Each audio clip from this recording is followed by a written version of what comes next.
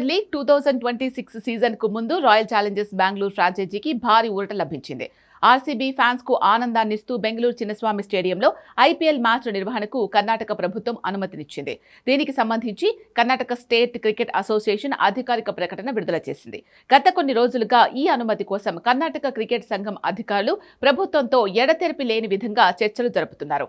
ఒక దశలో అనుమతి ఇక వచ్చేది లేదని కూడా చాలా మంది అభిప్రాయాన్ని వ్యక్తం చేశారు. అటు ఆర్సీబీ ఫ్రాంచైజీ కూడా కొత్త హోమ్ గ్రౌండ్ కోసం వేట మొదలుపెట్టింది.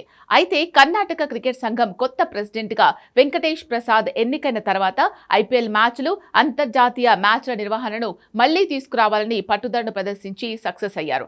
ప్రభుత్వం సూచించిన పలు సూచనలు, నిబంధనలను అనుసరిస్తూ మ్యాచ్లు నిర్వహించబోతున్నారు. గత ఏడాది ఐపీఎల్ టైటిల్ గెలిచిన royal Challengers Bengaluru victory parade ను నిర్వహించడం విషాదానికి దారితీసింది. ఈ పరేడ్ కు భారీగా అభిమానులు తరలిరావడం, అనుకున్న రీతిలో ఏర్పాట్లు లేకపోవడంతో తొక్కిసలాట జరిగింది. ఈ ఘటనలో 11 మంది ప్రాణాలు కోల్పోగా 51 మంది గాయపడ్డారు.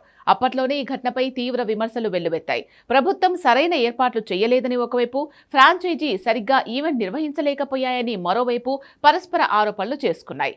ఈ కేసును సుమోటోగా తీసుకున్న అక్కడి హైకోర్టు నిర్వాహకులపై కేసులు నమోదు చేసింది. ఘటనపై పూర్తి విచారణ కోసం జ్యుడిషియల్ కమిటీని కూడా నియమించింది. దీంతో విచారణ జరిపిన కమిటీ మ్యాచ్ల నిర్వహణకు చిన్నస్వామి సురక్షితం కాదని నివేదిక ఇవ్వడంతో ప్రభుత్వం అక్కడ క్రికెట్ మ్యాచ్లను నిషేధించింది.